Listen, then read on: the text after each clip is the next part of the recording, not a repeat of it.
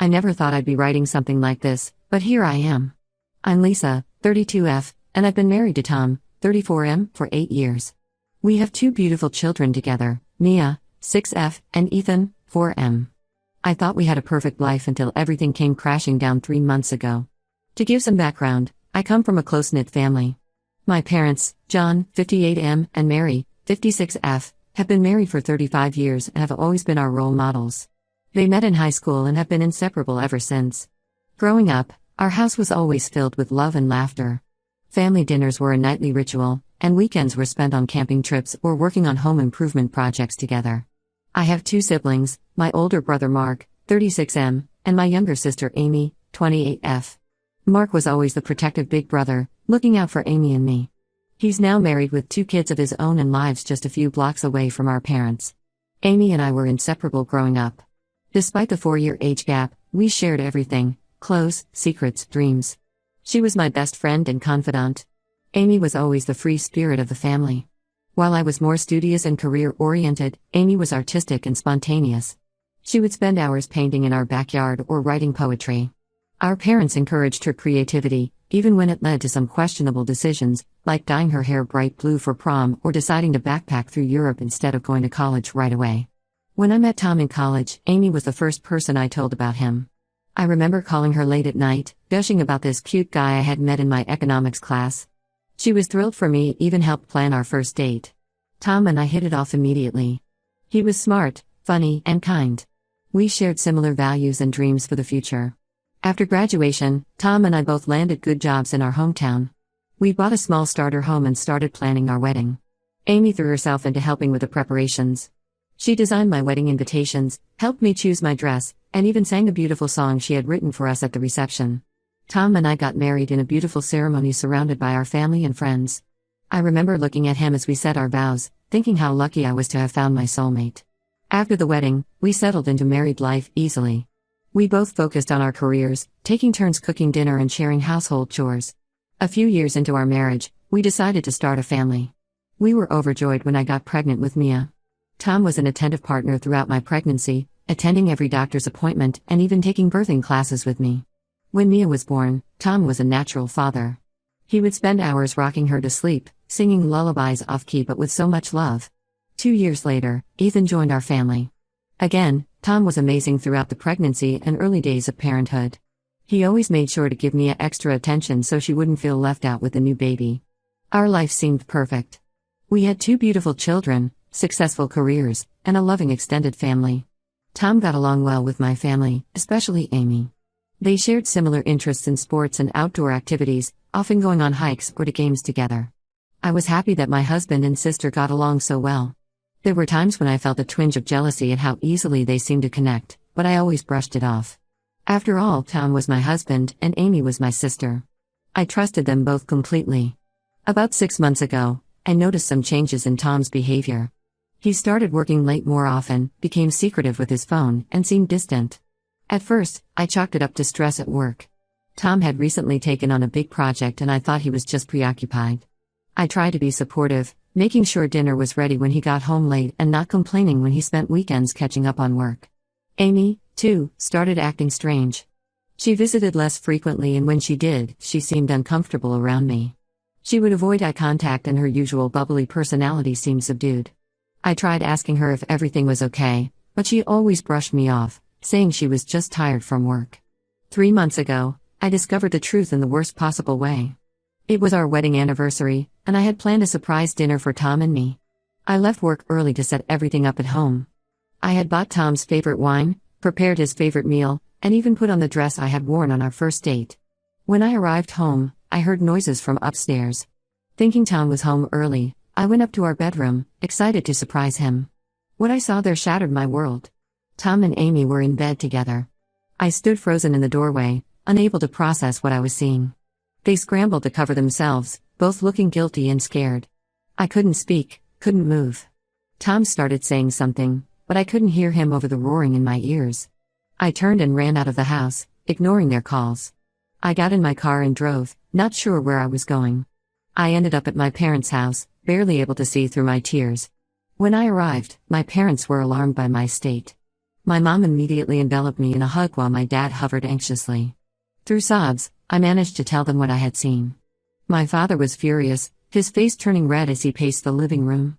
My mother was devastated, tears streaming down her face as she held me. Mark, who happened to be visiting, was ready to go confront Tom right then and there. It took both my parents to calm him down. Over the next few days, the truth came out. Tom and Amy had been having an affair for nearly a year. It started innocently enough, friendly chats after family gatherings, then coffee meetups, and eventually, it turned physical. They claimed they never meant for it to happen, that they fell in love unexpectedly. Each revelation felt like a fresh betrayal. I was devastated. The two people I trusted most in the world had betrayed me in the worst possible way. I felt like I was living in a nightmare. Tom begged for forgiveness, saying it was a mistake and that he wanted to work on our marriage. He swore he would end things with Amy and go to counseling, do whatever it took to save our family. Amy cried and apologized, saying she would do anything to make it right. She said she had tried to end things with Tom multiple times but they kept getting drawn back to each other. But I couldn't forgive them. The betrayal was too deep, too painful. Every time I looked at Tom, all I could see was him with my sister. Every memory of our life together now felt tainted. I asked Tom to move out and filed for divorce. I cut off all contact with Amy, despite her constant attempts to reach out. My parents were supportive of my decision, although I could see the pain in their eyes at seeing their family torn apart. The past 3 months have been a blur of lawyers, custody arrangements, and trying to explain to my children why Daddy doesn't live with us anymore. Mia and Ethan are confused and upset, which breaks my heart even more. Mia keeps asking when Daddy is coming home and why they can't see Aunt Amy anymore. Ethan is too young to fully understand, but he senses the tension and has become clingy, often waking up at night crying for Tom. My parents and Mark have been my rocks through all of this. They've helped with the kids, supported me emotionally, and even assisted with the practical aspects of separating my life from Tom's. Mark has been particularly protective, screening my calls and even staying over some nights when I felt too overwhelmed to be alone. But I know it's hard for them too. They love Tom like a son, and Amy is still their daughter, despite what she's done. I can see the conflict in my mom's eyes when she talks about Amy. She's torn between her anger at what Amy did and her love for her youngest daughter. My dad is less conflicted. He's furious with both Tom and Amy and has made it clear they're not welcome in his home. The hardest part is the loneliness. I've lost my husband and my sister in one fell swoop. Family gatherings are now awkward affairs, with Amy conspicuously absent and everyone trying to avoid the elephant in the room. I've thrown myself into work and taking care of the kids, but the nights are long and painful. I lie awake, replaying memories and wondering how I could have been so blind. I'm trying to move forward, but it's hard. Every time I see a happy couple, I'm reminded of what I've lost. Every time Mia asks when Aunt Amy is coming to visit, my heart breaks all over again. I'm in therapy, trying to work through my feelings, but the anger and hurt are still raw. Yesterday, I received a call from my mother. She was crying and could barely get the words out.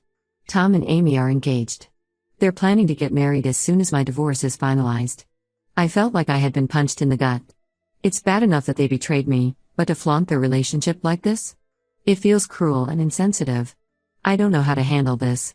How am I supposed to co-parent with Tom when he's married to my sister? How can I ever face family gatherings knowing they'll be there, happy and in love, while I'm alone? How do I explain to my children that their aunt is now going to be their stepmother? I feel lost and alone. I know I need to be strong for my kids, but right now, I'm struggling to even get out of bed in the morning. I'm considering moving away, starting fresh somewhere new where I don't have to see them or be reminded of their betrayal every day. But is that fair to my kids? To my parents? I never thought I'd be in this position. I'm angry, hurt, and confused. I don't know what to do next. Any advice would be appreciated. How do I navigate this mess without completely falling apart? Update 1. It's been 2 months since my last post, and a lot has happened. First, I want to thank everyone for their support and advice. It's been overwhelming but incredibly helpful to know I'm not alone in this. After much consideration and discussions with my therapist, I decided to stay in our hometown for now. As many of you pointed out, moving away would disrupt my children's lives even more, and they need stability right now. Instead, I focused on creating a new normal for us. The divorce proceedings are moving forward. Tom didn't contest anything, probably out of guilt. We've agreed on joint custody, with the kids primarily living with me. It's been hard, but I'm trying to keep things civil for Mia and Ethan's sake. We've set up a schedule where Tom has the kids every other weekend and one evening during the week for dinner. The first time I had to drop the kids off at Tom's new apartment was gut-wrenching. Mia was excited to see her dad, but Ethan clung to me, crying. I had to fight back tears as I handed him over to Tom. As I drove away, I saw Tom comforting Ethan in the rearview mirror, and it hit me all over again how much our lives had changed. As for Amy and Tom's engagement, it's the talk of the town. People have been surprisingly supportive of me, often going out of their way to check in or offer help.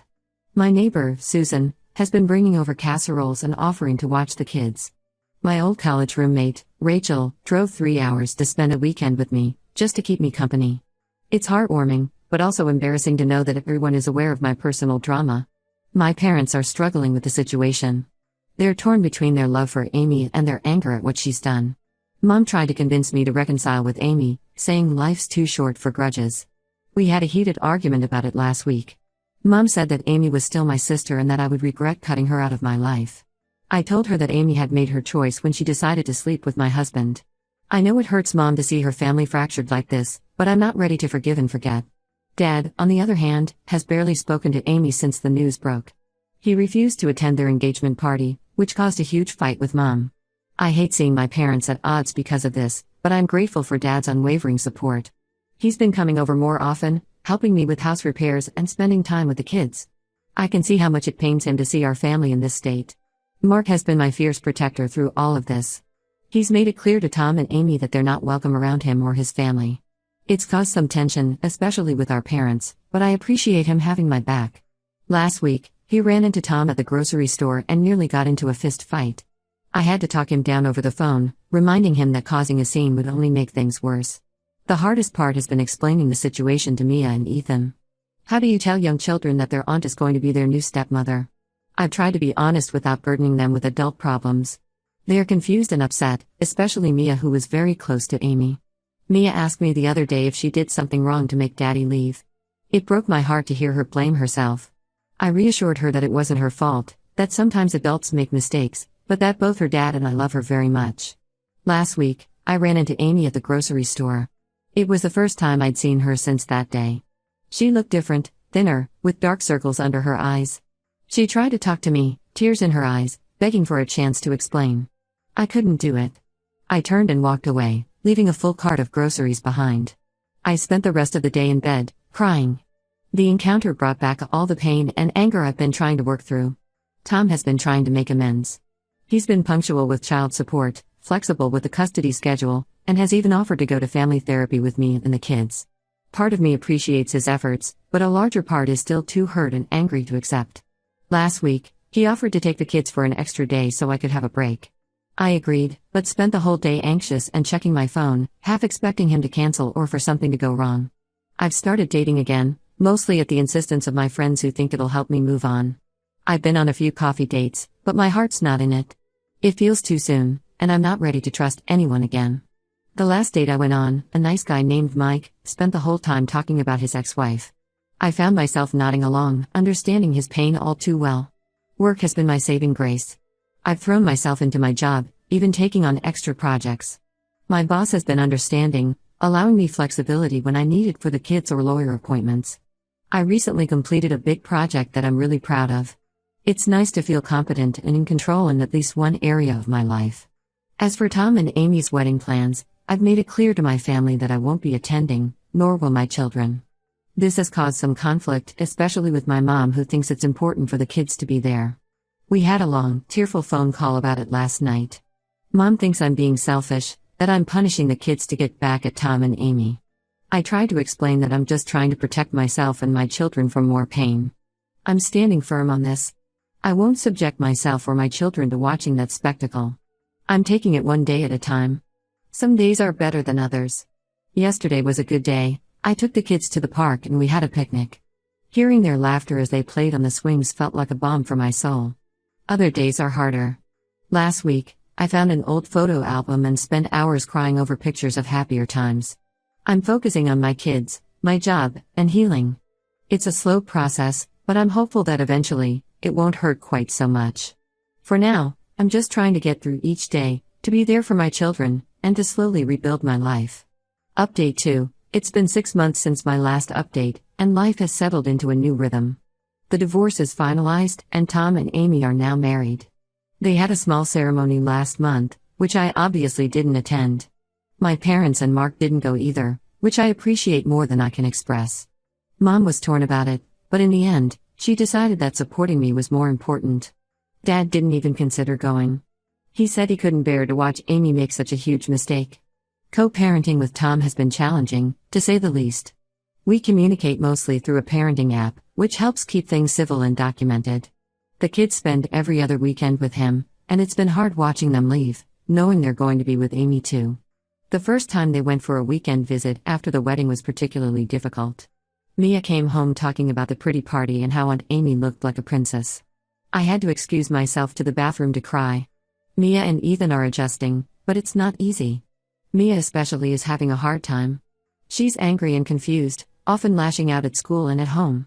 Last week, she got into a fight with another kid at school who made a comment about her weird family. We had a long talk that night, and I realized how much she's been bottling up. She's angry at Tom for leaving, at Amy for stealing her dad, and even at me for not fixing everything.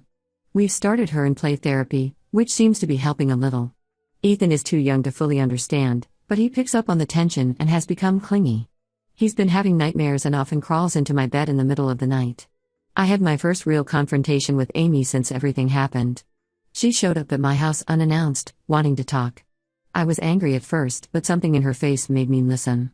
She looked tired and sad, not at all like the happily married woman I expected. She poured her heart out, telling me how sorry she was, how she never meant for any of this to happen. She said she understood if I could never forgive her, but she missed her sister and wanted to find a way to be in the kids' lives. She talked about how hard it is to be a stepmother to her niece and nephew, how Mia sometimes cries for me when she's at their house, and how she doesn't know how to comfort her without overstepping. I didn't say much. I let her talk, and when she was done, I told her I needed time. I'm not ready to forgive or forget, but I'm starting to realize that for the sake of my children, I might need to find a way to coexist with her and Tom. It's not going to be easy, and I'm not sure if I'll ever be able to have a real relationship with Amy again, but I'm trying to be open to the possibility of stability. My parents are still struggling. Mom is trying to maintain relationships with both her daughters, which is causing tension with Dad, who's still furious with Amy. They've started marriage counseling to work through their issues. It breaks my heart to see how this situation has affected everyone. Last Sunday dinner, which used to be a warm family tradition, was a tense affair with forced small talk and long, awkward silences. On a brighter note, I've been promoted at work. The long hours and extra projects paid off, and I'm now heading my own team. It's challenging but rewarding, and it's given me a much-needed confidence boost. My new role comes with a significant pay raise, which has eased some of the financial stress of being a single parent. I've even started putting money aside for a family vacation with the kids next summer. I've also met someone. His name is Alex, 36M, and he's a single dad I met at one of Mia's school events. We bonded over the challenges of raising kids alone and have been on a few casual dates. We've been taking things very slowly, but it's nice to have someone to talk to who understands the complexities of dating as a parent. Last week, we took our kids to the zoo together. Seeing Mia laugh and play with Alex's son gave me hope that maybe, someday, we could all be happy again. As for Tom and Amy, they've bought a house in the same school district as me. I'm trying to be okay with this for the kids' sake, but it's hard knowing they're so close. I ran into them at the grocery store last week, and it was awkward and painful. Tom has been pushing for more time with the kids, including having them stay overnight at his new house. I'm resistant to this idea, but my lawyer advises that I need to be flexible unless I want to end up back in court. I'm still in therapy, working through my anger and trust issues. It's a slow process, but I'm starting to have more good days than bad. I'm learning to focus on the things I can control and let go of the things I can't. My therapist has been helping me develop coping strategies for when things get overwhelming. Deep breathing exercises and journaling have become part of my daily routine. Looking ahead, I know there will be more challenges. How do we handle holidays? What happens when Amy and Tom have kids of their own? But for now, I'm taking it one day at a time, focusing on my healing and my children's well-being. I'm not the same person I was before all this happened, but maybe, just maybe, I'm becoming someone stronger. Update 3. It's been a year since my last update, and life has taken some unexpected turns. The biggest news is that I'm pregnant. Alex and I have been together for about 10 months now, and while this wasn't planned, we're excited about the new addition to our family. Mia and Ethan are thrilled about having a new sibling. Mia's already talking about all the things she wants to teach the baby, and Ethan keeps patting my belly and saying hello to his little brother or sister. Telling Tom about the pregnancy was awkward, to say the least. I felt it was important to tell him in person, so I asked him to meet me at a neutral location, a coffee shop we used to frequent. When I broke the news, he congratulated me, but I could see the hurt in his eyes. It made me realize that despite everything, a part of him still cares. He asked about Alex and how the kids were taking the news. The conversation was civil, almost friendly, which was a strange feeling after all we've been through. Speaking of Tom and Amy, they're expecting too. Amy is about 4 months along. When I heard the news, I had mixed emotions. Part of me was angry, it felt like they were replacing the family we once had. But another part of me realized that this child, my children's half-sibling, is innocent in all of this. I'm trying to be mature about it for the sake of Mia and Ethan. Co-parenting has gotten easier over time. Tom and I have found a rhythm that works for us and the kids. We've even managed to attend school events together without too much tension. Last month, we all went to Mia's school play.